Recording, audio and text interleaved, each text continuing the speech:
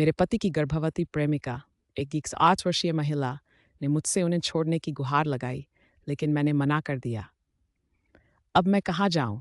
मुझे इसे बाहर निकालने की ज़रूरत थी, इसलिए मैंने गूगल का सहारा लिया। मुझे यकीन नहीं है कि प्रेमिका उसके लिए सही शब्द है या नहीं। मेरे पति के अनुसार ये एक नशे में की गई एक रात की गलती थी। वे एक ही पेशेवर सर्कल में घूमते हैं, लेकिन सीधे एक साथ काम नहीं करते। 2 महीने पहले मेरे पति को एक कंपनी इवेंट के बाद हमारे घर पर पूरी तरह नशे में छोड़ दिया गया था। वह रो रहे थे और बेतुकी बातें कर रहे थे। मैंने उन्हें होश में लाने की कोशिश की, लेकिन वह इतने नशे में थे कि खड़े भी नहीं हो पा रहे थे। इसलिए उन्होंने फर्श पर ही सो लिया। अगले दिन उन्होंने सब कुछ कबूल कर लिया। वह रो रहे थे, जो मैंने हमारी शादी के सभी वर्षों में कुछ ही बार देखा है।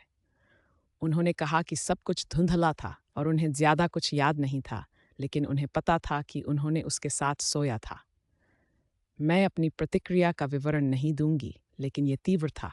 मैंने चिल्लाया, रोई और फिर हमारे बच्चों से झूठ बोला जब वे जागे। हमने उनके लिए ड्रग्स का परीक्षण किया, क्योंकि उनकी धुंधली याददाश्त और ज़्यादा न पीने का दावा यह सुझाव दे रहा था कि शायद उनके साथ कुछ गलत हुआ हो। जितना भयानक लगता है, मुझे थोड़ी राहत महसूस हुई कि शायद उन्होंने जानबूझकर धोखा नहीं दिया। हालांकि परीक्षण में उनके सिस्टम में कोई ड्रग्स नहीं पाया गया। पिछले 2 महीने बहुत कठिन रहे हैं, लेकिन हम धीरे-धीरे थेरेपी में अपने रिश्ते पर काम कर रहे हैं। कुछ लोग इसे कमज़ोर कह सकते हैं कि मैंने उन्हें तलाक नहीं दिया, लेकिन मैं ऐसा नहीं कर सकती। हालांकि मैंने कई बार इस पर विचार किया। उस रात के बाद से उनका उसके साथ कोई संपर्क नहीं था, जब तक कि उसने उनका नंबर नहीं पाया और कुछ दिन पहले उन्हें अपने रक्त परीक्षण की एक तस्वीर नहीं भेजी। वह गर्भवती है और उनसे मिलना चाहती है।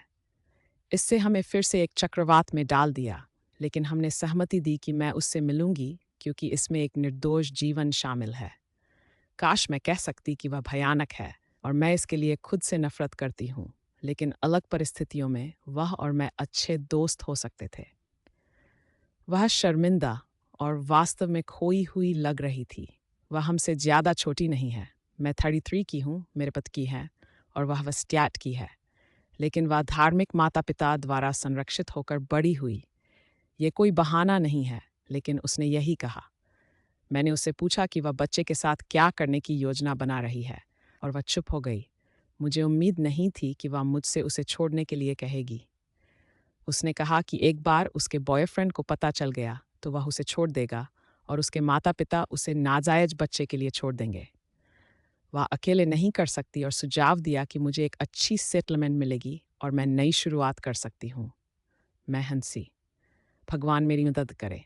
लेकिन मैं जितना सोच सकती थी उससे ज़्यादा हंसी, जबकि वह रोने लगी। ये पिछले 2 महीने मेरी मानसिकता की परीक्षा ले चुके हैं और मेरे पास ज़्यादा कुछ नहीं बचा है। जब मैं शांत हुई तो मैंने उससे कहा कि मैं उसे नहीं छोड़ूंगी। अगर वह बच्चा चाहती है तो हम समर्थन और कस्टडी का पता लगाएंगे, लेकिन बस इतना ही। वह कैफे के बीच में जोर से रोने लगी, लेकिन मेरे बेतुके हंसी के कारण हम पहले से ही लोगों की नज़रों में थे और उसने मुझसे उसे छोड़ने की गुहार लगाई। मैंने उससे कहा कि मैं नहीं छोड़ूंगी। मेरे पति और मैं तब से साथ हैं जब मैं फॉरेन की थी और वह पोलैंड का था।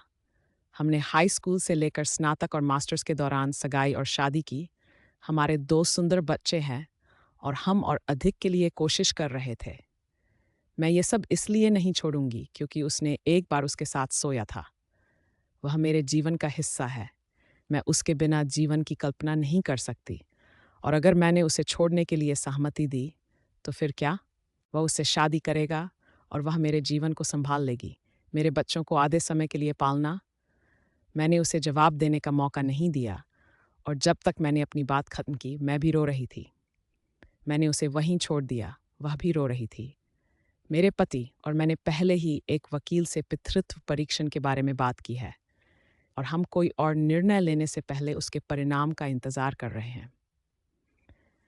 मेरे पति ने उसे एक संदेश भेजा जिसमें मेरी संपर्क जानकारी दी गई, ये कहते हुए कि सभी संचार मेरे माध्यम से होने चाहिए, और फिर उन्होंने उसका नंबर ब्लॉक कर दिया। मैंने उनसे ऐसा करने के लिए नहीं कहा, लेकिन वह कोशिश कर रहे हैं। मुझे बस नहीं पता कि अगर बच्चा उनका निकला तो मैं यहाँ से कहाँ जाऊँ।